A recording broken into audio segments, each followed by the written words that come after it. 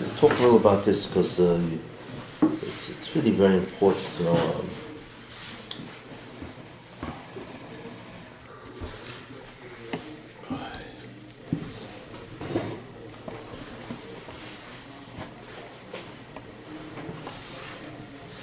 Because it really, in many ways, involves the Yetzer Hara. What's the most fundamental psychological drive that a human being has? Actually, all organisms have, actually. Survival. Or, as they call it in psychology, self-preservation. To preserve self. Right? That's the most fundamental of all. Drives. Needs.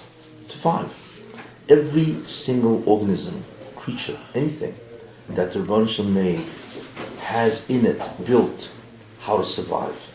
That's why when you look at the animal kingdom, and I include man in the animal kingdom, each one has the ability to survive. Each one has the wherewithal, the mechanisms of how to survive. It's just astounding, the variations of mechanisms. You look at that porcupine. It survives because it's got all these little quills sticking out of it, Then you look at skunks, they survive because, they can give forth smells and all that. It's astounding, the survival ability. And of course it's all because of,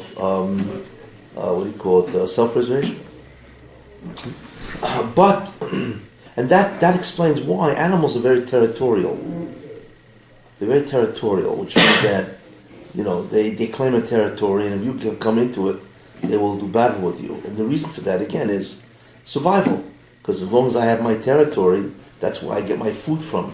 You come and invade it, you're muscling in on my territory, and there you are, and so on. So the concept of territoriality by an animal basically is survival. And the same thing with the human, and so on. However, there is another incredibly fundamental psychological drive. And with that drive, we encounter the concept of the Yetzer Hara, how he uses that drive to ensnare us. What is that drive? What's the second most fundamental drive of a human being? It's astounding. And the Torah refers to it, talks about it, not openly, but you see clearly it's referring to that. Anybody know? Covet. Covet is a drive. Why? What's the drive for? That's the question. In other words, a person seeks, by the way, it's a good answer, but you need to go deeper. A person seeks covet. What's covet? Honor. Honor, yes. Glory. Self-importance. Recognition. It's all the concept of covet. Why? Why would a person seek that? In other words, what need is being addressed by going after covet? To enhance self. Who? To enhance, to preserve self is one thing. To enhance self, that's what it is. To enhance self. Right. What does that mean, enhance To make self? it bigger, nicer. Bigger, nicer? No, metaphorically speaking. Metaphorically speaking. I don't know if I would say enhance, make it bigger, nicer. I would do that by gaining weight, it's also ego? Enhancing self. What? Ego? Well, what's ego? Ego means I, the self, right? But what's the drive? What's the need? You want to feel like someone. Who? You want to feel like a somebody. Very good. A person needs to assert being. Of self. I am. It's the concept, it's not enhancement. Enhancement means to make better. To assert means I am. They have been better. I am. You've been. I really am. I really am. I exist. You better learn that very quickly. You see, that's the concept of to assert being. We're always trying to convince ourselves, to assert, to ensure, in a certain sense, to corroborate, that I exist. Even a slave has that? Everybody. Yeah.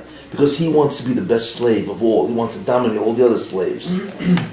in whatever sphere you operate, there's only one thing you're really, in many ways, interested in. You're interested in survival, and you're interested in asserting or validating that you are. Interesting concept. It is the greatest need after. And not only that, the absence of that, or the deficiency of that, is the root of all mental illness. Yeah, that's what it is. Well, and what's the opposite? So if a person doesn't feel like he's somebody, we're always trying to prove we're somebody. And if we can't prove we're somebody, then we develop what? Depression. Who? Depression. No, you develop what's called low self-esteem, an inferiority complex. You know what I'm saying? That's what happens. Where does Anova fit into that? Oh, wait, forget humility. Put that aside. What's the difference between inferiority and humility, right? Oh, put that aside for a minute, right? First I have to explain this. So, therefore, we are always, man seeks to always assert his being, to reassert his being, to convince himself that I am. We do that by what? By being accepted, being recognized, being honored. In the end, I'm somebody. See, if I was nobody, people don't honor nobodies. You know what I'm saying? And so on. The pursuit of ego fulfillment is the greatest psychological need of all. Okay? And the absence of that, as I said, is the underlying reason for all emotion disturbances. Psychosis, neurosis, character disorders, you name it. That's the bottom line of everything. That's why it's so important when you raise kids. You need to give them a feeling of that they are somebody. You do that, of course, by showing them you love them, you hug them, you kiss them, right? You praise them, you give them confidence. All of it is nothing more than the fact that you want to transmit to them that they are somebody and that they can actually go about doing the business of life. Too much of that is a problem too. Well, I'm not talking about the extreme, and so on, But even the extreme is usually it's a disturbance. Because that's an attempt to compensate for that. If you're a nobody, so therefore becomes an egomaniac or megalomaniac or egocentric and egotistic or egoistic. They all mean by this something different. Them between egoist and egotist, egocentric, megalomaniac. There's a difference between them. Put that aside. Anyway, so that's very fundamental. Okay? Now, why do we have this? So this is what's called a psychological need to assert or to reassert that we are somebody. But when you really think about it, it makes no sense. Why do I have to prove I'm somebody? Why? I mean, I am somebody. You know what I'm saying? I could, if I was a nobody, how would I exist? So the real question is, why do I always feel like I'm a nobody? Why do I have to assert my being? What's the logic of this? You see what I'm saying? There's underlying problem. What? Obviously, there's underlying problems. Well, that's the problem here. Why does a person have to feel like he's somebody? He is somebody. Obviously, he's not a nobody, but people walking around that feel like they're nobodies. But not now, we all feel like we're nobodies, and that's why we're always trying to reassert our being. We're always trying to convince ourselves we're somebody. Because there's other Obviously, because we all feel like nobodies. Well, that's because we're dealing with other somebody. Wait. There's a lot of other somebody. You said last There's almost somebody that Nobody here. existential anxiety. Wait. There's too much talking here. Too many ideas being thrown out, especially from a whole bunch of nobodies. Something was covered also. That was a joke, by the way. What was that? Too late. I felt that he was ready. Covered is another component that Who? you get covered. Covered, yeah. You're getting affirmations from external beings. So is this our drive for this, even though we are somebody, is to encourage community and sociability? to make sure they know. We have to interact with each other? Are you answering something? What are you I doing? don't know. Oh, He's I was answering. right. No, I'm just Nobody there. He's answering. What is it? I don't know. He's What is answering. it? He's answering. This is not enough of somebody. Why do we have Okay. this need? So, in other words, we are somebody, but I want you to affirm me, I feel better. If you don't affirm me, I feel worse. Is this to encourage interaction, sociability, or community? So we're not just islands unto ourselves. Actually, Guessing. okay, that's a very good thought that you just said. One can surmise, or one can say that maybe the drive to feel like somebody, in the end, is survival. Why? Because I can't survive on my own. I can't go shopping and cooking and working and make my clothing. I can't do this all. I gotta be samech on everybody else. You know what I'm saying? So therefore, it's survival. So I have to gain a certain sense that, recognition. So you guys will do what I want, and so on. But really, it's not that. It's the need for ego assertion is not necessarily for survival. There's something about us that feels inferior. And therefore, we need to be convinced. And in many ways, in a certain sense, it's a lifelong process. We hope our parents will convince us because they love us. If they love us, what does that tell me? I'm somebody, because my parents wouldn't love a nobody. You know what I'm saying? So clearly, I'm somebody, If they talk to me, I feel like somebody, you see? So, like I say, the logic is, what do we always have to feel this way for? Because we really are, the reality is we are somebodies, So, therefore, you have to say, so the question is, what's the origin of the need for self-respect, or, self-image, self-concept, whatever it is? What is the need for that? So, the truth is that, in a certain sense, when we are born, we're born as infants. We're really born as infants, right? And what does that mean? That means we intuitively know that we're zero. We can't survive. An infant knows that it is helpless completely. So with that helplessness comes a feeling of incredible lack of awareness that it is somebody. The problem is we don't seem to grow out of this. It means we get older, but somehow it doesn't leave us. We still feel like we're nobody. We always need to reassert.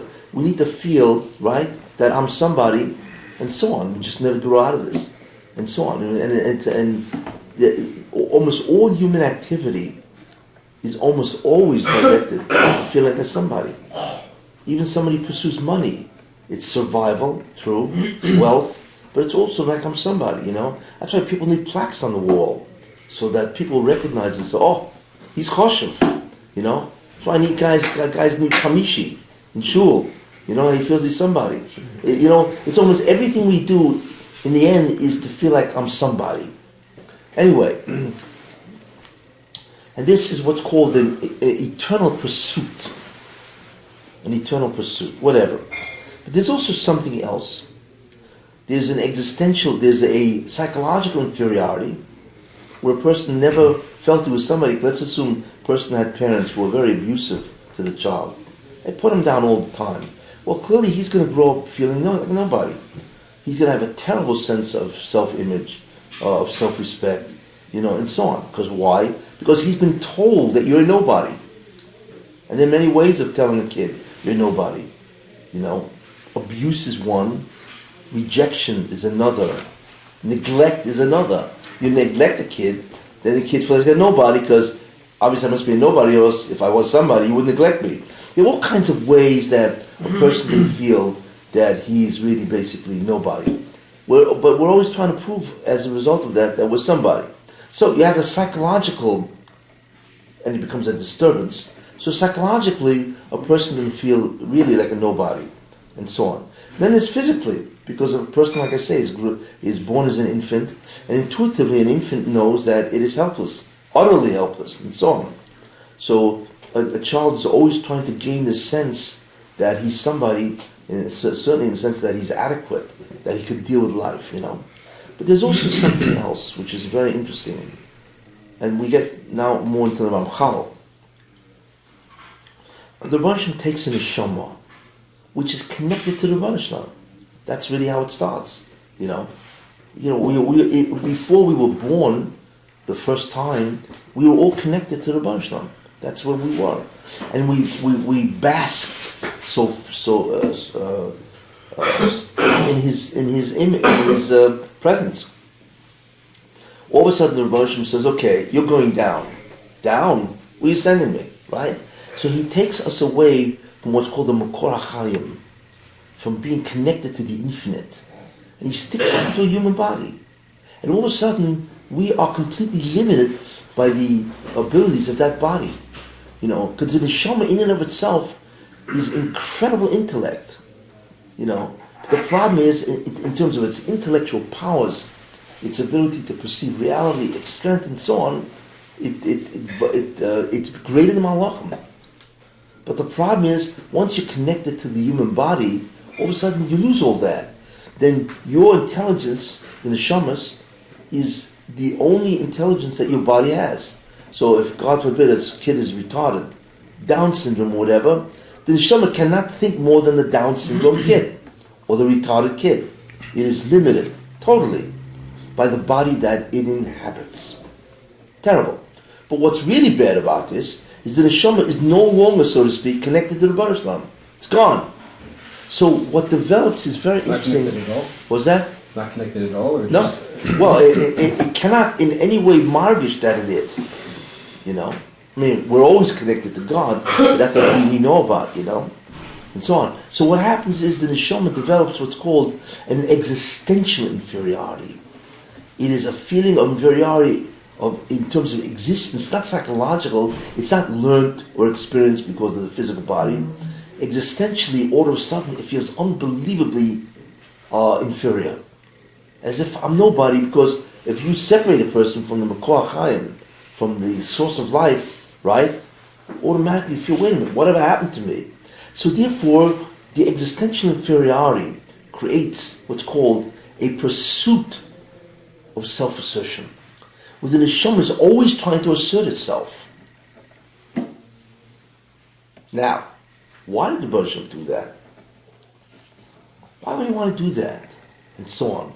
Because clearly the Baruch Shem knows that if he takes the neshama and he inserts it into a body, that's what's going to happen. You see, the ego is always going to try to prove that it is somebody. You see. Why did God do this? Otherwise it would give in to the Eitzah. Was that? Otherwise it would give in to the Eitzah. Otherwise, what does that mean? It would go after its animalistic tendencies. Instincts. No, it's not so much. No, my question is, why would the Baruch Shem purposely set up a situation in which an individual will feel existentially threatened? Its own existence is threatened because it is now no longer connected to the Baruch Shem. And the answer is to create a conflict. That's what he wants. It's a setup. The Baruch Shem wants us to feel that way. And that creates an incredible conflict. What is the conflict? The conflict is that I'm always trying to assert being. You see. My being. What does that mean? Well, if you think about it, what does a mitzvah do? Let's take a look at okay? Where the Baruch Shem says, don't eat food which isn't kosher. It's a lav. Yes? In the Torah. And you're walking on, you're in Midtown Manhattan. And because, you were very busy all day, you didn't eat anything. In fact, you ran out of the house, you didn't even eat any breakfast. Right? And it's now 5 o'clock. And you are absolutely starving. And you're in the business district or whatever, and you smell food. Some incredible steak you smell. Please do not salivate now.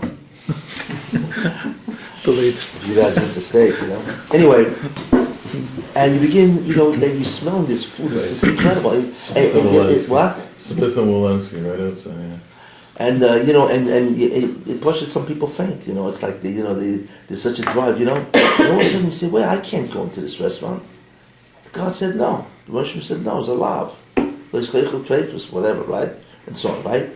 And there's an incredible conflict now. You see. So what's the conflict?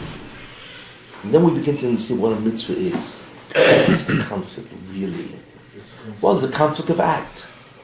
Should I go into the restaurant and eat, right? Or should I abstain and not eat? That's a simple conflict of act. You know what I'm saying? What should I do? But is that the real conflict? Well, it is at a certain level. But there's a deeper conflict. What is the conflict?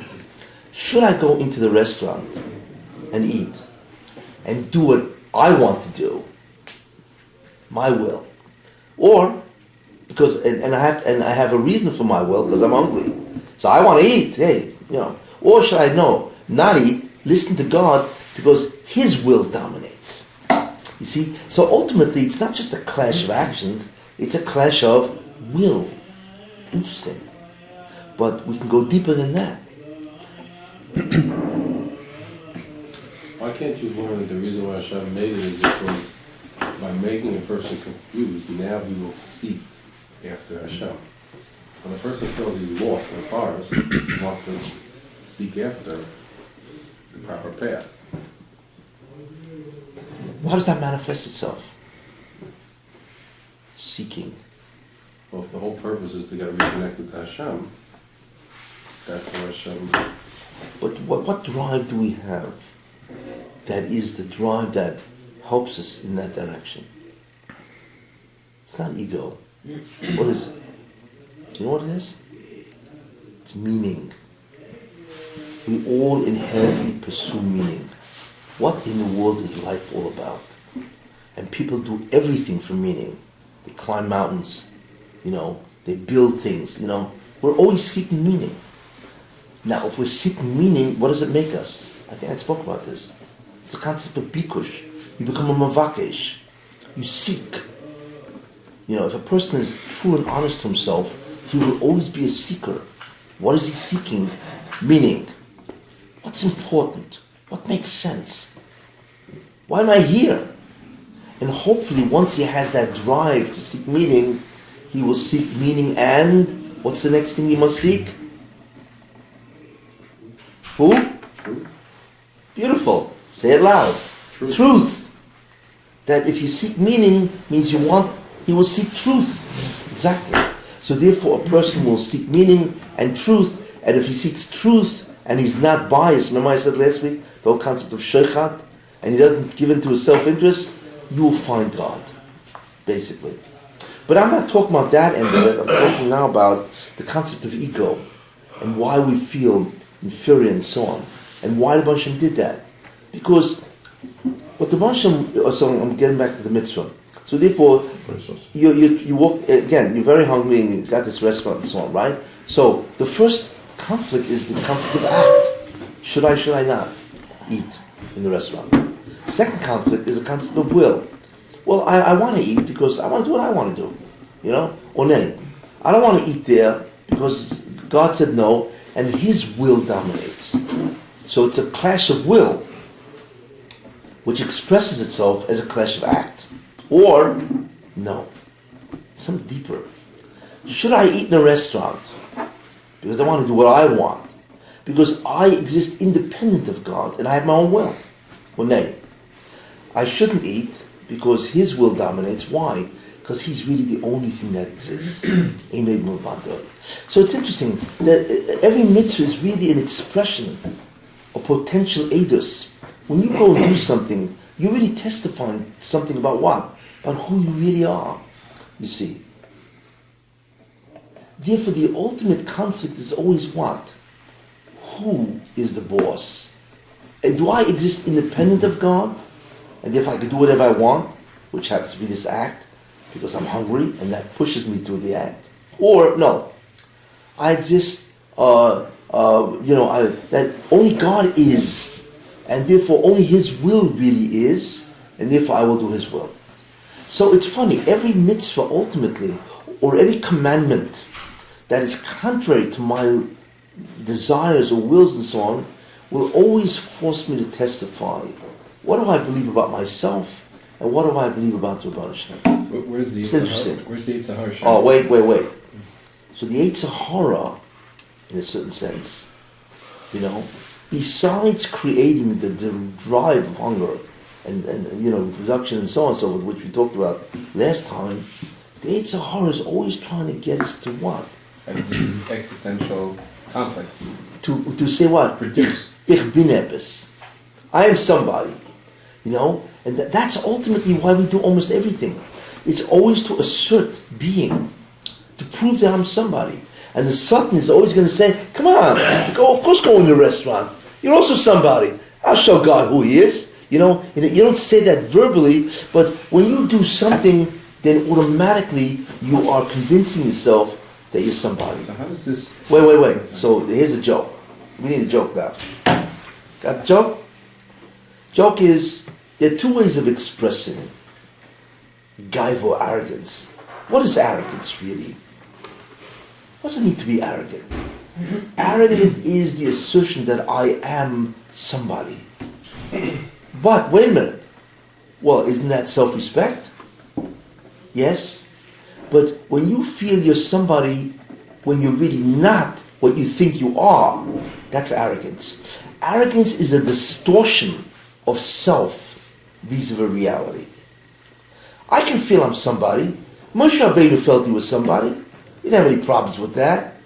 You see? Why? Because he is somebody. There was no distortion of self. But when a person says, I am somebody independent of God, or I am really somebody, that I exist independent of God, that's gaiva. You see? So, of course you can have self-respect. It means, I am, of course I am, because God made me an I am. He made me, so of course I am. That's fine. But when a person says, I am, really am, and so on, because I exist independent of God, and so on, and I'm great, and so on and so forth, that's a distortion of reality. And the reverse is the same, which answers your question. Sorry. It reverses your question. What's the difference between humility and inferiority? It's the reverse. Humility is, really, I'm nobody. Really? Why? Because if the Moshe didn't think of me from nanosecond to nanosecond, I would instantly evaporate. I would just disappear. So really I'm nobody. That's the reality. Right? That's humility. Inferiority is, let's say a guy is a brilliant thinker. I'm stupid. That's not reality. Because God made me smart. You see, a guy can say, hey, I'm brilliant. Why? Not because I am brilliant, because I exist independently and brilliant, because God gave me brains. So I'm brilliant. And he happened to be, when it came out to my portion, he gave me a nice handout, of intelligence and so on. So a guy says that to himself, and it's true. He is brilliant. But he ascribes his brilliance, not because he is somebody, because the Moshe gave him that. That's what humility is. So inferiority is when a person denies what he really is. That's what inferiority is. When a guy who has a good cop says, I'm an idiot, that's inferiority. That's sick. That's an emotional disturbance, you see. But if a guy says, I'm fabulous. Not because I'm fabulous, I'm nobody. Because the Moshe made me fabulous. So I acknowledge his gift. That's humility. See the difference? So the perception of self, if it's a distortion, either where I deny who I am, or I distort in a greater way who I am, that's gaiva and inferiority. See, but if I admit who I am, but I do not ascribe that property or feature that I have or attribute, not to myself but to Moshe, then that's either self-respect, which everybody must have, or you can't function, and that is also humility, which is, in other words, if you want to translate it, humility or humbleness, right, is the translation of the concept of Einod Muvadoi. That's what it is. Where a person recognizes that whatever I am has nothing to do because I'm really zero. The Moshe made me that way. It means he made, like he's making a robot. Well, I'll put in the robot whatever I want. So the robot, so to speak, will always acknowledge that it is nothing. It was made, but it was made according to the specifications of the creator. So that's the difference. So if a person denies the reality of who he is, right, that's inferiority. That's a disturbance. But if he says, of course I'm brilliant, I'm great, I'm socially adept, whatever, and so on and so forth, but not because I am somebody, because that's what Moshe made me, that is humility, and the vice versa. Moshe. So How much of that is conscious thought versus conditioning? What do you mean? Does everyone have a choice to either be, have humility or Sure. to be gaiva, or is it conditioning? No, you have a choice, of course. You need to recognize the differences, but of course, let's say you have your kid, and say, listen, you're a bright kid, but don't let it go to your head, it's not because you are bright, because you're somebody special, because the Moshe gave you these kochas. When you acknowledge that God gave me these gifts and abilities, that's incredible. That's not gaiva. That is, self-respect, which a person has to have, or else he doesn't function, you see. So that's a very important idea. Is told you're not smart. What was that? Too often there's too much dysfunction, and the smart kid's told they're not smart, or the kid who's arrogant because you're so, you're the whole big world and everything. I'm just saying, nurturing probably has a lot to do with it, but I don't know if you agree with that. I would respect what you have to say. Yeah. Without John But- Gonzalez would say Yeah. that by Balgaiva, Hashem says, I cannot live together with him. Yeah, because he holds himself to have a mokum. If you got a mokum, I can't get into your mokum. He has a place. Says I have a place, which means I'm somebody. So if that's the case, then you and I can't live in the same place because I cannot invade your illusioned space. You know what I'm saying? With regard to Oh wait, I had to tell you this joke. What's the difference between a chosed balgaiva and a litvish balgaiva? I didn't tell you the joke yet. You're laughing. No, it's a chiluk already makes. Yeah, you know what a litvish guy. What's the difference between a yeshivish balgaiva, litvish, yeshivish, right, and a hasidish balgaiva? How do they express their arrogance? And so on, self-importance, So a litvish guy is going to say, is epis, he's somebody. Ich bin a größer epis in Yiddish. I'm a bigger somebody. But a Hasidic guy, he won't do that. He'll say, ich bin a gonisht, I'm a nobody. But he's a bigger nobody. You see, it's all relative. That's the difference, But they're both balgaivas. They both have these incredible conceit. They're conceited and haughty and so on. It's just that each one has a different way of expressing it, that's all. So don't get fooled. Because he said, when a guy says, I'm nobody, what about you? He's really nobody. He's really nobody. Don't get fooled by that, What was that? No, with regard to the Yetzer Hara, after the past, this year and last year we said that the Yetzer Hara really essentially is the drive, is produced by the drives of the person. Yeah, but what I'm focusing on now... My question is, and now we have a new thing where he rates on the person to try to get him to focus on the fact that he is somebody. Yeah, correct. Or the illusion that he is somebody. So therefore, what he wants to do, he wants to throw... Because that's what the Russian wants. The ultimate idea is that the Russian wants you to contend with this conflict. Who do you think you are really? Is it you or me? Who's the real, And that's why Anivas, in the end, is the greatest attribute of all. How do we know that? Because if you look at Mesilas Yesharim... Yeah, well, okay, but if you look at Mesilas Yesharim, the last chapter fundamentally is Anivas. But why? Why was Anivas the last? Because ultimately, Anivas is the understanding or the translation, right, or the expression in behavioral, in conceptual terms of Ein Novata. It's really what it is.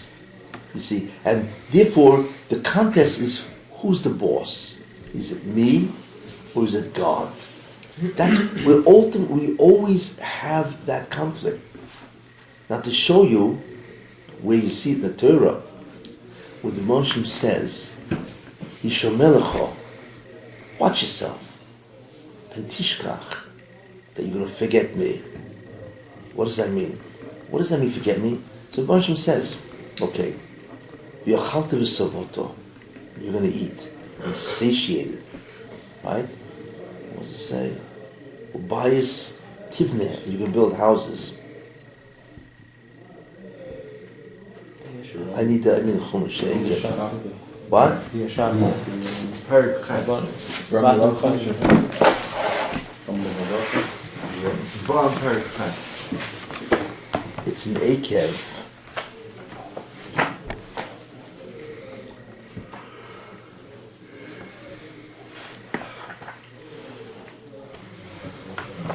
Here. But it's amazing how the Pasuk says it. And we just run over that Pasuk. Here is it. Yishomelecho, watch yourself, guard yourself. Pentishkach es Hashem lokecho, lest you forget the Lord your God. The vilti shmur mitzvosav, not to observe his commandments, mishpatav, v'chukosav. Asherich mitzavcha yom. So Hashem is saying, be careful that you won't observe any of my commandments. How? Pentoicha v'savota, lest you eat and be satiated. Ubotim toivim tivne, yoshovta, and you can build beautiful houses. Ubekocha v'tzoincha yiribim, and you're going to multiply tremendous amount of bok and tzoin, which is possessions. V'kesef v'zohav yibelecha v'chodesh lecha yirba, and you're going to increase enormous amount of wealth, gold and silver. What's going to happen? V'rom levavecha, and your heart will grow high, elevated. And therefore, v'shachachtas Hashem lokecha, you'll forget God that took you out of the land of Egypt, and so on. What is this? So what the Moshe is saying, that what is ultimate? What is v'rom levavecha? That's the conflict. Your heart will grow, high and right, and you're going to forget God. Why? Because you're going to really say, it's me. I'm somebody. I exist independent of you. Why should I listen to you? But what the Moshe is also saying, something very interesting, how do you develop that? So the first thing is pentoicha v'savoto. You're not an arrogant person. You just enjoy life. I want to eat. I want to satiate myself. What do you mean you want to satiate yourself? Right? Because how do we grow? How do we develop a feeling in many ways of self? Well, one is we engage in pleasure. When you engage in pleasure, there are two things happening simultaneously. One is you're experiencing the pleasure. The second thing that happens is since you are experiencing the pleasure, you feel like somebody. Second idea of how you gain a sense of self is you do what? You build houses. Productivity. When a person is productive, he says, you see what I am? I can produce. I can create. What's a third way of gaining a sense of self? Possessions. When you own a lot of stuff, you feel good. Why? Why does owning a lot of stuff make you feel good? Because it gives you greater control. And the more control you have over things, the better you feel about yourself. It's all ego. And then money. Why does wealth make you feel great about yourself? Because it's the closest thing to feeling like God, omnipotent. The more money you have, the more things you can do, right? And therefore, I felt great about myself. In other words, the sense of self that a person seeks all the time, that he's somebody, is by these four ideas. Pleasure, productivity, possessions, and money, which is potency. 4 P's. And all of them give you a sense of self. And the Baruch Shem says, so what's going to happen? You're going to gain a sense of self from all these 4 things, right? And what's going to happen? And you're going to feel like you're really somebody, and your heart will grow. Wow, I'm somebody. You see, so Baruch Shem is saying to you that if you engage in these 4 things, it's very easy to get carried away and feel like there's somebody. Why? Because we're always seeking to feel like somebody. That's the problem. And that's ultimately why there are different levels of feeling like somebody. The worst level of all is what's called a megalomaniac. It's a megalomaniac, where nothing exists but me. Those are the Roman emperors, Hitler, Yamach Shemai V'Zichroi, Stalin. These guys were megalomaniacs. Of course they recognize that there are other beings around, but they're ants, they're worms. It's basically me, and that's it. That kind of a person actually can be considered psychotic. And they're capable of unbelievable evil. The second level of gaiva is egocentric, where, of course, you guys exist, but you all guys exist to serve me. I'm the center. Bishvili Nivra Olam is taken literally, right? Yeah, of course you guys, but you only exist because of me. You need to serve me. I need to give a share. So you guys need to be here in order for me to give a share. That's egocentricity. I'm egocentric. That's gaiva. You see. Then the third level of gaiva, and I'm going down, is called superiority. You're not here to serve me. We're all somebodies, but I'm greater than you. That's superiority. Then the fourth level of gaiva, which most people do not even recognize as gaiva, yet it is what's called,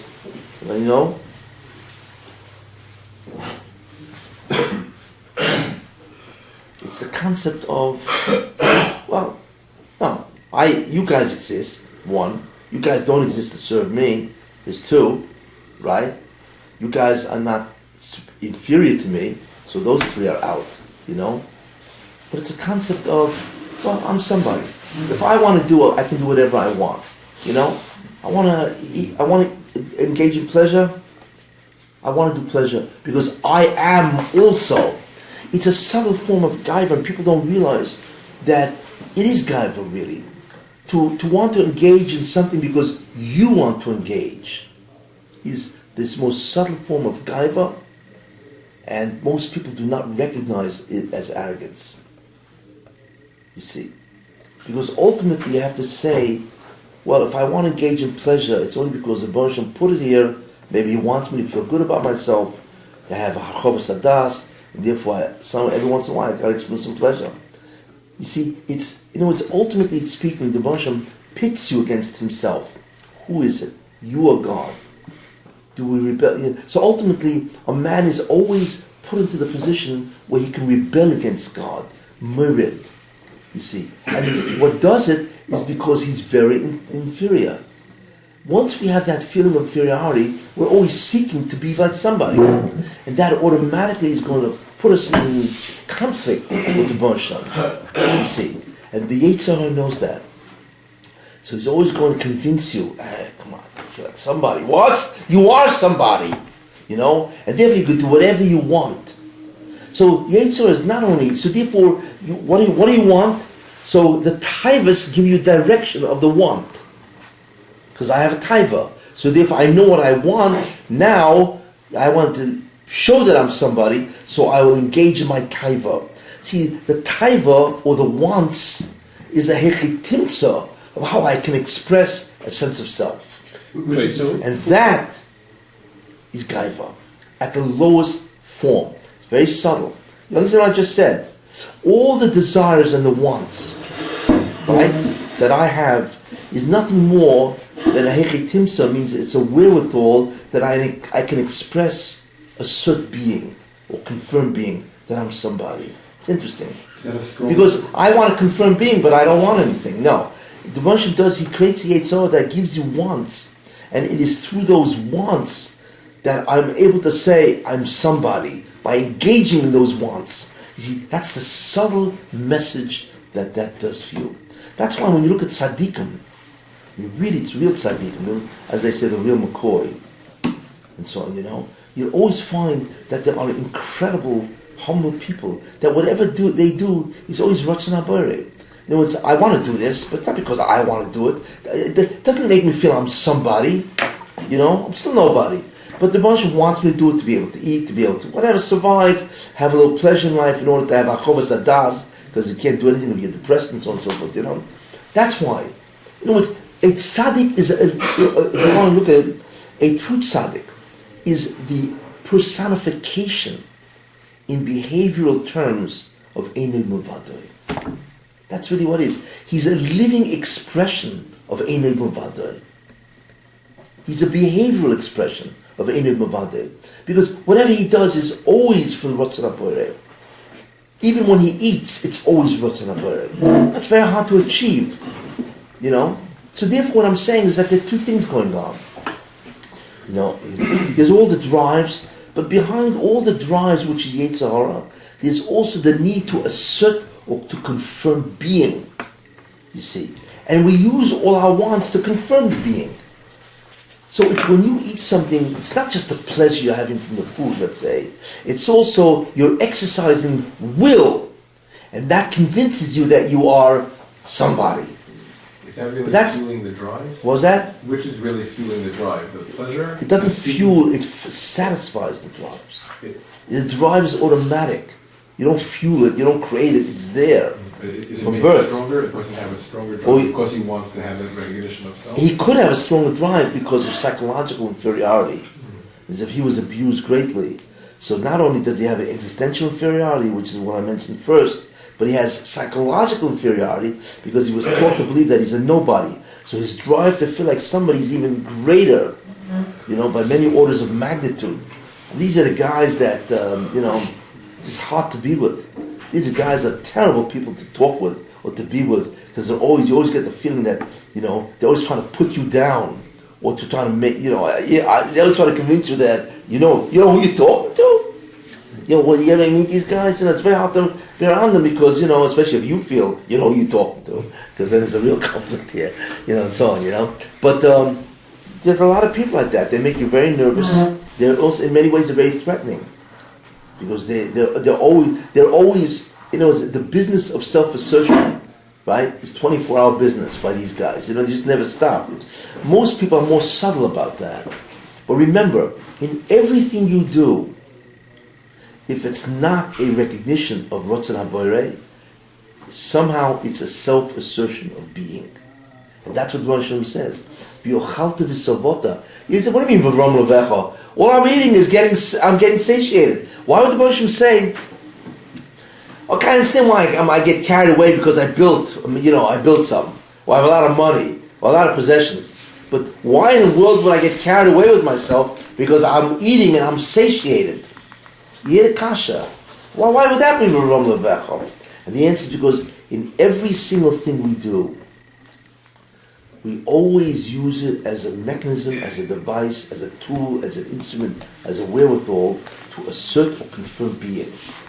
That is the beginning of V'ram Levecha. And the Yetzer Hara knows that. And he goes right to you and says, hey, come on. You gotta feel like somebody, So what he's trying to do is get you to think you're somebody. And that's gaiva. Even at the level of eating and being satiated by that. Very subtle. Yetzer Hara himself, last week we said he was more or less almost a product of the drives, of the physical drives, whatever that means. Well, the Is drives he a product provide or you is- the wants. But the Are the ego- drives themselves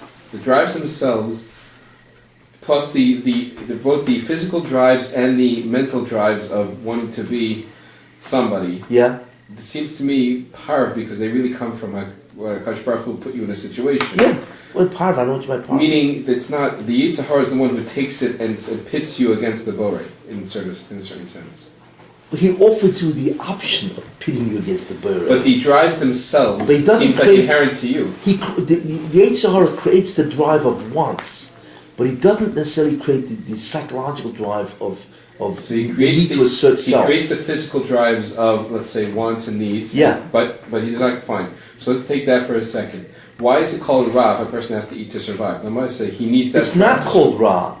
It's when a person uses eating to feel like he's somebody. But Which let's is say he eats. negate the fact that Einel Bavadoi. So the only reason he In creates. that So really, sense- there's only one. I don't know if I would vision. call it evil, but it's clearly it's a mistaken thinking.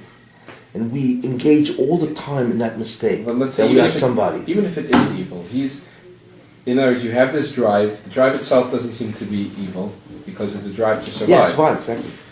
But he takes that drive and sort of pushes it to the extreme so that you will either give in to your ties where Hashem said no or assert yourself, whatever, Yeah, well, whatever Ra it is. He will always present it as a conflict. In a certain sense, he was always, the Yetzer will always present it as an opportunity to assert yourself. So basically, it's And a that ultimately is a distortion of reality, because you are zero, Right. really, Einel Bavadoi.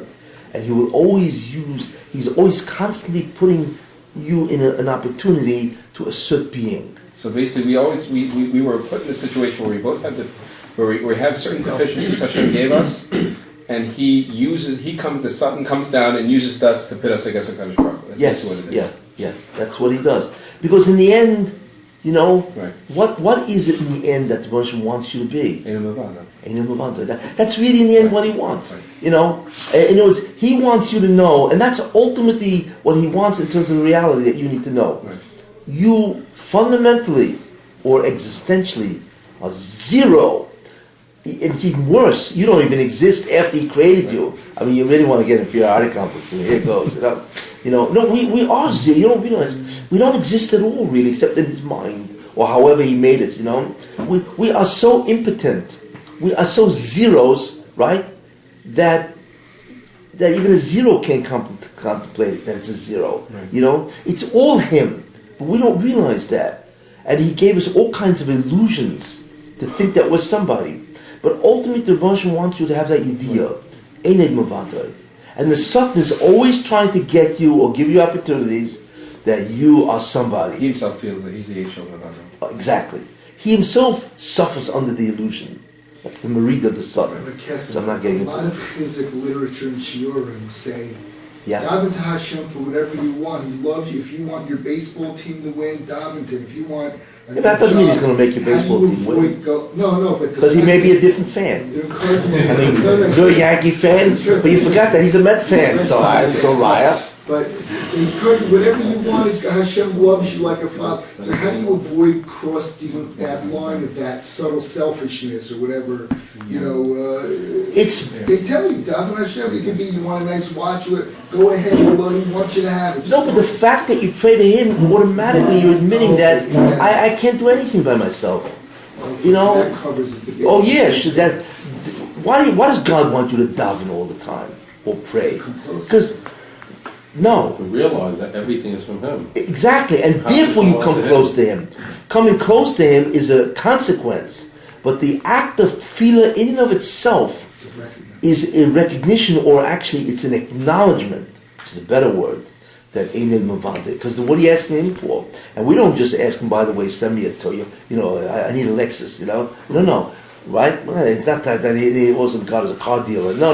He wants something material. What we ask is, give me life, give me health. I mean, these are so fundamental, nobody can give you. So it clearly is an understanding that we acknowledge that it's all about him. And everything's all about him. That's the ultimate Eined Mavada. The difference between wanting houses and cars is if you bypass Hashem, chas v'shalom, then it's wrong. Then it's egocentric. It's in the realm of ego. Yeah, it's a realm of ego, If yes. you include him in the formula, Yeah. it makes it more.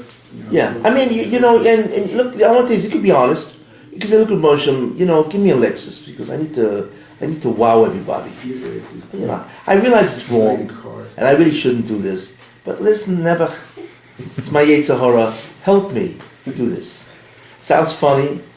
It sounds like the Moshe will say, "What are you out of your mind?" But believe it or not, Moshe is not out of his mind. Moshe is saying, look, as long as you're honest and you know that, hey, I got a Yetzer Hara. I got to make him happy so he doesn't bother me all the time, right? But Moshe may do it. He may say, okay, you admit it, but you admitted that it was wrong. You admitted that I can give it to you. And you admit that never, you also sometimes have to do the Yetzer Hara's bidding.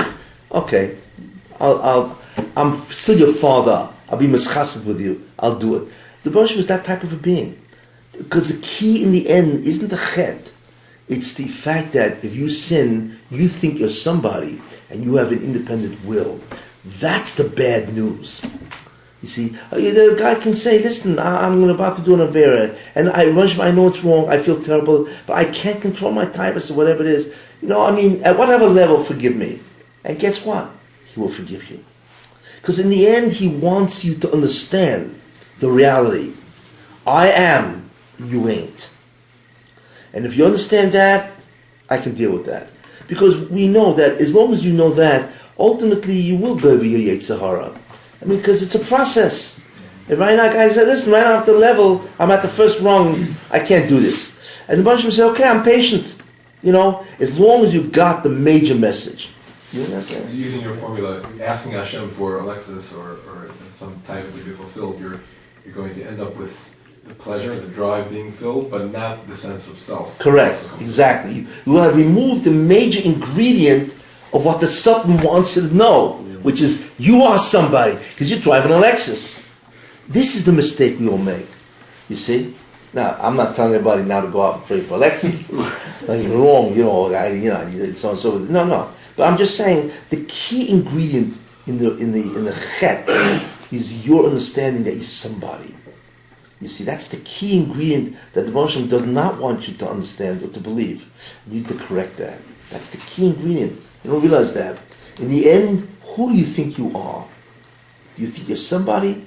You acknowledge I'm everything, except you never admitted that I got a Yetzer Hara, listen, I just can't control it and so on and so forth. In the end, that vidui, so to speak, that inid mavadoi, in the end, that's what the Moshe wants. That's really what he wants. That's the key conflict or the key victory. As long as you don't allow it to build your ego in a distorted way, you've won. In many ways, you've won. Even if you are now choytei. Because the Moshe knows, listen, it's a long step to, people spend their whole lives fighting Yetzer Hara. And how many guys never win? So the key is the key of the battle is don't distort who you are. Even if you're about to engage in an action that clearly says you're somebody, but if you say I'm not that, the Moshe is okay. I can live with that, and then I'll help you overcome the Yetzer Hara. Listen, that's what the Moshe does.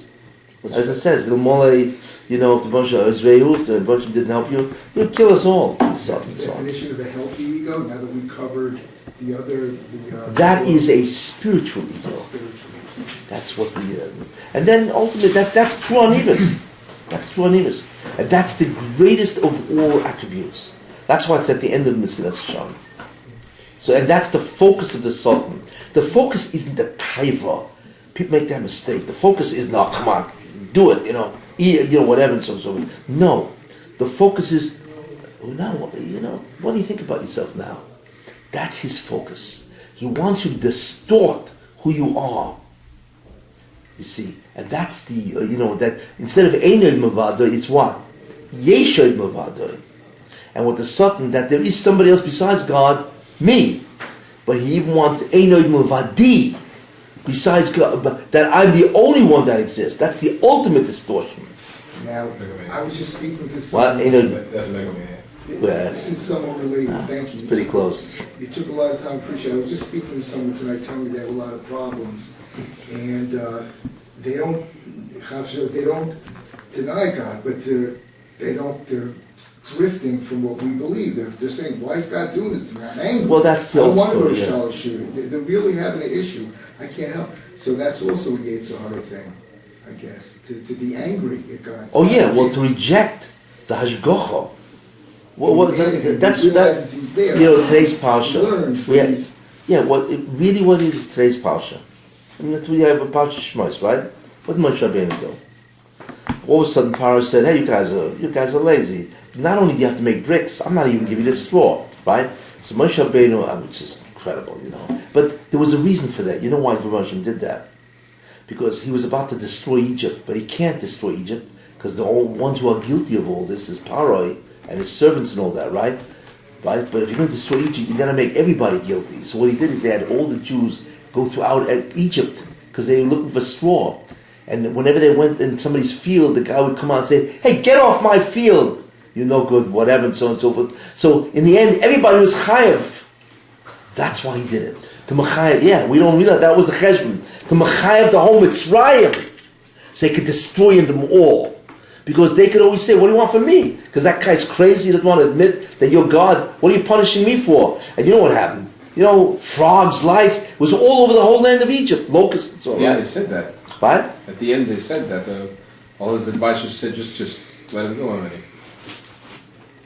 I don't get By that. Shkin already, that's what Okay, we'll forget about it. But anyway, that's why he did it. But Moshe Rabbeinu didn't know that. It's all part of the cheshbon, you see, to mechayev the Egyptian, to make them guilty in terms of what he's about to do. Moshe Rabbeinu didn't do that, so Moshe Rabbeinu comes run back to Rebbeinu Shem and says, "Excuse me, lama haroisa lama zeh. What are you doing this evil? Evil? It's interesting. He's characterizing this particular action as evil. And then he says, and what did you send me for? And so on, So Baruch Hashem said to him, which is interesting, excuse me. And this is Moshe Rabbeinu, we don't understand him. He's too lofty. We don't, very hard to understand him in human terms. A man who speaks to God thousands of times is unbelievable. We can't even understand once. He did every day, by Dabar Hashem and Moshe Lemo. It's beyond belief. Anyway. So Baruch Hashem said, Ato tireh. Now you will see what I will do to Paro. And Ato is a mir. Now you'll see, but you won't see what I'll do to the kings of Israel because you will not go into Eretz Israel. Ato was an oynish. Why? Because you be mahar after my midas. You are questioning my attributes. My attribute is mercy and judgment and justice. And you're saying I did an evil. Oh no. You're not going to have Roma Avinu, who did not question me when I said, that your descendants will go to Yitzchak, and then I told them to offer them the Akedah. Right? That's what. So hey, excuse me, it's irrational here. No, Avram didn't question me. Right? Did what I said. You're questioning me. You are characterizing my actions as evil. No good. You are being mahari after my midas. You are questioning my attributes. You're denying my attributes of justice, and so on. So that was an oynish, whatever, and so on. So that's what this guy's problem. That's part of the problem. He can't be mahari after his midas. We could say, I don't understand what's going on. To me, it's incredible and so on. But ultimately, you have to say, listen, the versions, it says in the Ha'azino, Sadik v'yoshahu, it says in the Tzaddik that Rosh is righteous, and the Tzaddik, and he's always straight, and so on, that there is nothing in what he does that can be ever considered as unjust. Everything conforms to justice, which is astounding, and so on. That's why ultimately in the end you can walk over the Moshe, and it's interesting, that statement says that everything he does is just. That means a guy in the end of his life will stand in front of the Kisei HaKavod, the Yom HaDin, and do you know what they have to do in the end? They have to show that this guy, everything that happened to him was actually the attribute of justice, was correct, in the eyes of justice, right? If not, if a guy puts his hand in his pocket to come out with a quarter for the meter, and he comes out with a dime, that's not just. Why am I suffering this way? Even though it's minimal. They have to show you even that was the attribute of justice. Because if not, God forbid, then the Torah is a liar. If you can prove anything that the Russian did is not just, well, it can't be Torah. And it means that Torah is lying. Because God is not just. It has... well, I'm not going... No, good is a different story. Just means A produced B. Means everything you did is because of what you did. It's a concept. Justice is what? If you do act A, act B follows. B is always a consequence of A, whether it be for the good or the bad. That's justice. What you do is what you deserve. No more or less. Then you have other midas. You have things, even if you didn't do it, I'll still give it to you and so on. But that's why. So you can't negate or deny that attribute. And Moshe Rabbeinu did. Anyway, it's all part of the... because you can't. It's not that I am and you are not, or I am also besides you. You're everything, and not only that, whatever you say about yourself is true. So you have to admit the existence of God and whatever He says about Himself. Hashem Elokechem emes. Whatever He says about Himself, it has to be true. Even to us, we don't understand this. It makes no sense. What's the Moshe doing this? Me after all, I'm a tzaddik. Was he doing this before? So, there's a lot of stuff on this, but that's the bird's eye view. Clarification: we feed our sense of self when we derive pleasure from something. The what? When we derive pleasure from something, we engage in the pleasures of the world. Is that we because, get a sense of self, yeah. Because we're exercising being. Is that because I feel alive because I'm getting that sense? I use the word we're exercising being. I'm being.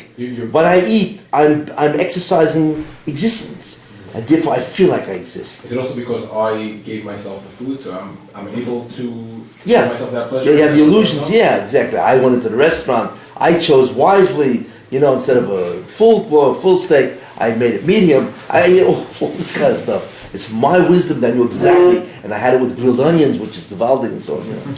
Right, if a person goes, Okay. if a person goes to the exercise, like the scenario that Rabbi The said, what? with where the person says he's about to do a chait, but he recognizes Hashem is Eino Milvado, and Yeah. he just never is still not able to conquer the Yitzhahara. Yeah. But it don't, in a certain sense, don't actions speak louder than words? No. It's hasoga. Yeah, your actions. Yeah, but it's the There's the hasoga. Maisa, I'm getting the existential pleasure of doing what I want, even though I said, now, even on, of course you negated some of that by saying it and by really meaning it, but to a certain level. Every act must have intention. If your intent is Einod Mavade, but your act is Keneged, it's intention. Okay, next week will be the final of this season.